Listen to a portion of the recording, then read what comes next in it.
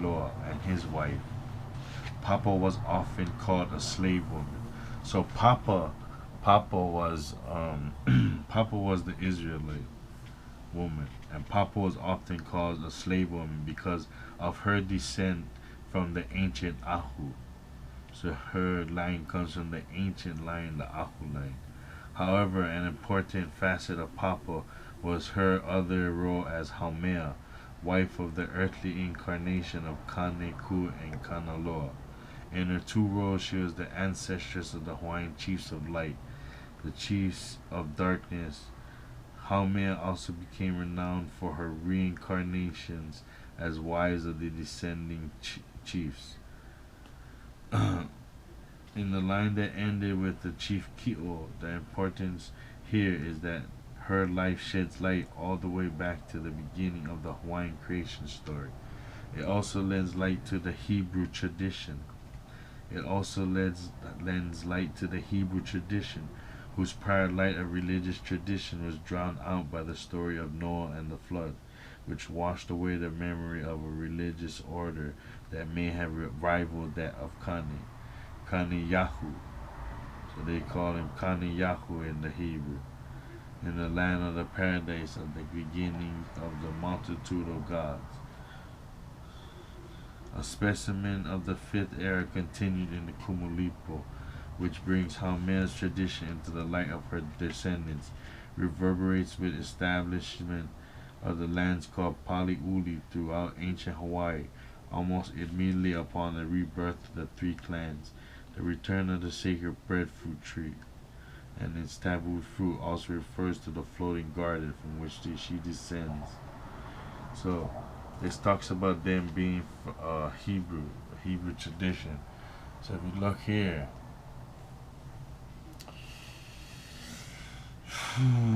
Hebrew tradition.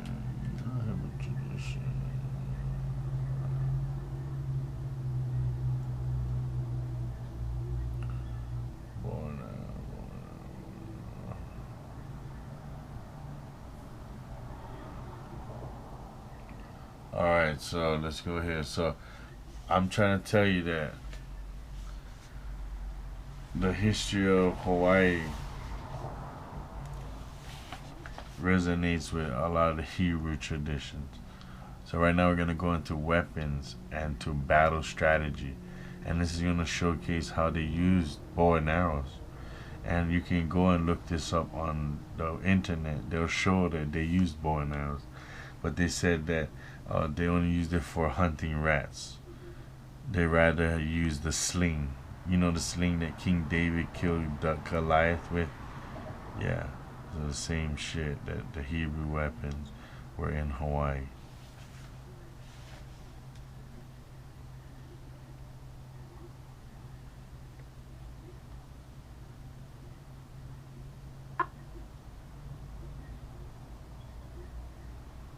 I'm going to go over the weapons portion of the Kaiubalua, and I'm appropriately dressed for that to show the slicing of the shark teeth and other weapons that we'll show today. So I'm going to go ahead and start with these two weapons. This is the Leo Mono, so this is with the shark teeth. If you notice on this one, this is modeled after the hand. So this is where we would pull in an opponent like this, like if we were using our hand. So from the back side or from the front side, inward.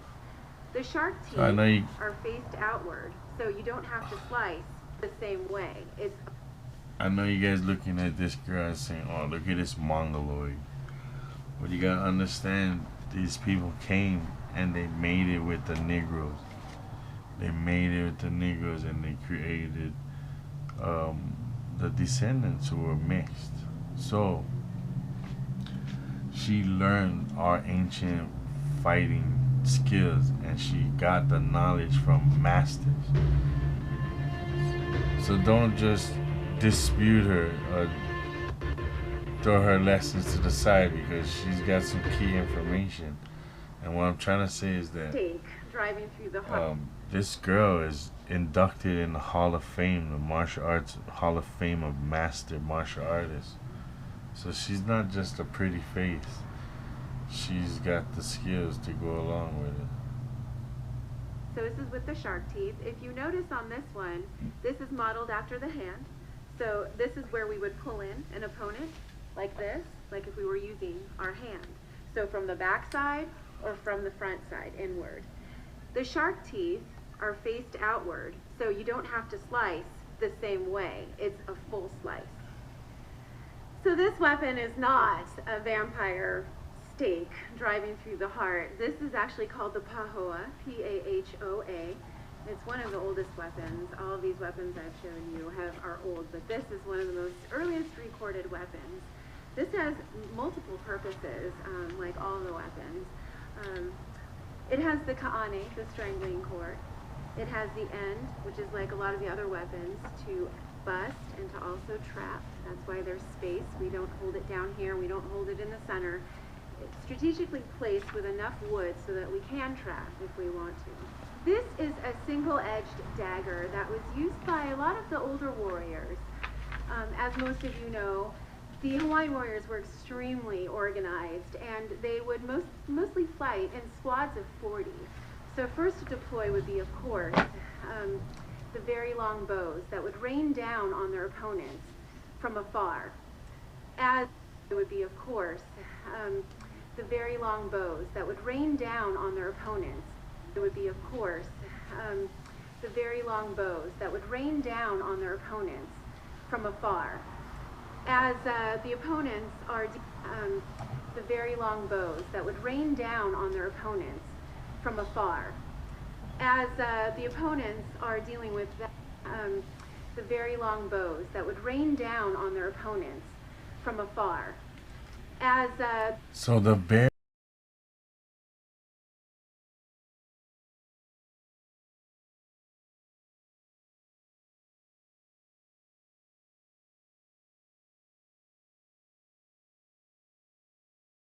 think of Roman legions. Think of Hebrews. Think of all these battles, the battle tactics they have. Now listen to this. the opponents are dealing with that, the warriors would disperse into circles and encase. So bow and arrows would rain from the sky. Then they would go into little squadrons, which they would encircle and encase the enemy. The group that is starting a fight with them or challenging them. From there would be the paddles and the longer weapons. So after they encircle them, they would use the 12-foot hardwood, core wood, super heavy wood spears.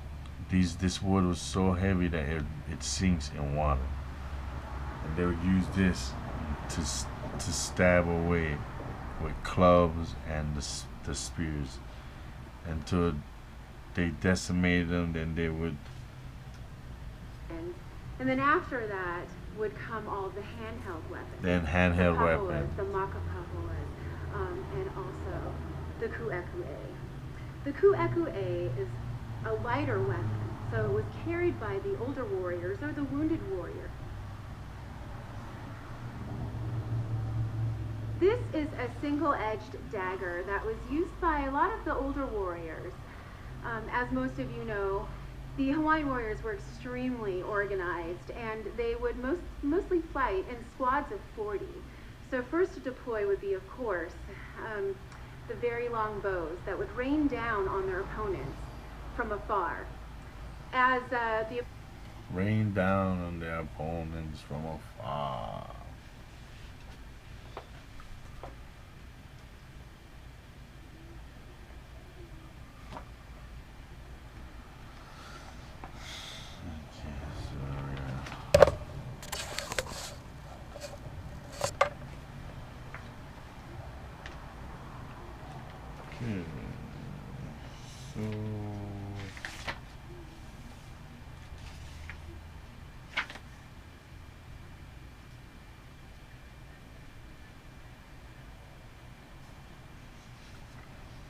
Okay, so here we are.